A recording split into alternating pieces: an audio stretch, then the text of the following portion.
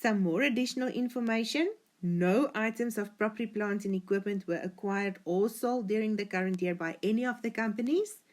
Which profit or loss line item is affected by your PPE? It would be your depreciation. And if you refer back to the trial balances, depreciation was given as a separate line item. This bullet will help you to split your depreciation expense in a pre- and post-acquisition period. But because your property, plant and equipment didn't show any movement during the year, your depreciation can be attributed evenly in a pre- and post-acquisition period. The investment property was acquired on 30 April 29. If you look at the trial balance, your subsidiary has investment property and there's a fair value adjustment on that investment property. Now, even in example 4.1, I did mention that IAS 40, looking at investment property, is not yet done on 201.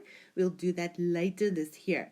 But for purposes of this split, the fact that the investment property was only acquired on 30 April, which is after acquisition date, the fair value adjustment on that investment property fully belongs in the since acquisition period. Then from 1 April 29, the day after acquisition date, P Limited collects an administrative management fee of R1,000 per month from S intra-group, but for purposes of splitting the administrative expenses of the subsidiary, you will have to be careful because the other administrative expenses of S accrued evenly during the year. So you have one amount on the TB for administrative expenses. You need this information to do a proper split. There's no OCI items, and the shareholders approved the final dividend on 31 December 29, not yet paid, so you still have shareholders for dividends. Right, so consolidation process that we follow. The fact that we have an interim acquisition is not an indication that the reporting dates of the companies are different. So this first adjustment will again not be applicable. We will combine the balances and totals, and you can have a look at that on the line items in the consolidated financial statements, and still no business combination valuation journals. When you have an interim acquisition, the following is a new step added to the consolidation process to enable you to take the total profit of the subsidiary and split that in a before acquisition date period and a since acquisition date period. The purpose behind this calculation is to enable you to calculate your retained earnings at acquisition date and the subsidiary's profit since acquisition date. Now, the additional information allows you to do this split. You cannot merely take the total profit and say, multiply that by 3/12 for the before acquisition date profit and 9/12 for since acquisition date. Already from the additional information, you could pick up that some items only relate to either of the periods, not evenly throughout the year. Let's start with revenue and cost of sales. The revenue and cost of sales were given, the total. The additional information told you that the revenue was earned evenly throughout the year.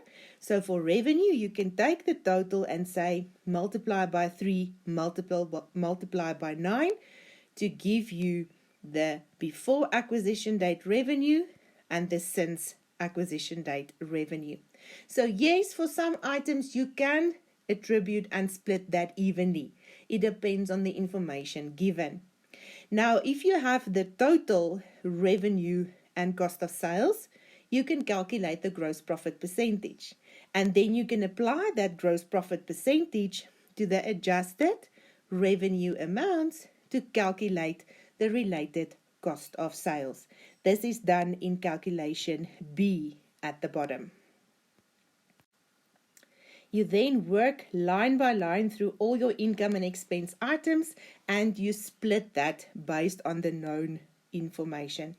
The rental expense, we already said, because the lease agreement was entered into after acquisition date, the full expense relates to the since acquisition profit of S. The same with the finance cost.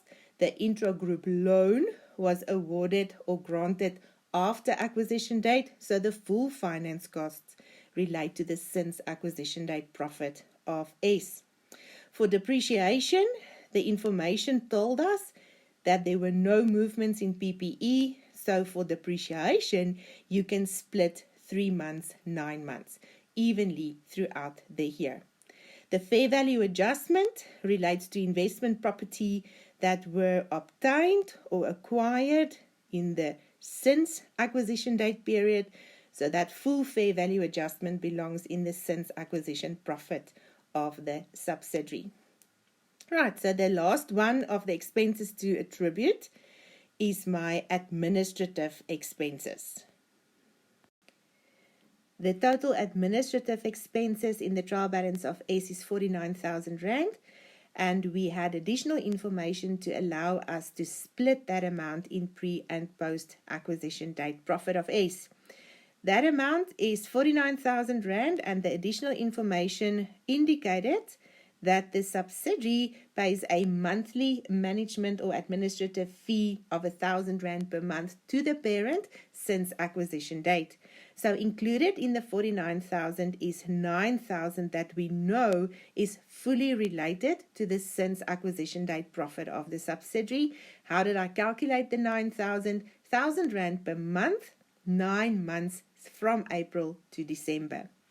The 40,000 Rand remaining portion of that total expense, from the additional information we gathered that all other administrative expenses of S Limited accrued evenly during the year. So for the 40,000 Rand, you can use the months to determine the split. 3 months of 40,000 Rand is 10,000. And that 10,000 you can now see included as an expense in the before acquisition profit of the subsidiary. 9 months of that 40,000 accrued in the since acquisition date profit of the subsidiary, giving you an amount of 30,000 Rand. So to calculate the since acquisition date administrative expenses of the subsidiary, you take the 9,000, you add to that the 30,000, and you are left with the amount included in the split of 39,000 Rand. Now you could see from these calculations, each individual item has a different story behind it. Just read the information properly and split that item into a pre and post profit of the subsidiary. This now gives me the profit for the year before tax.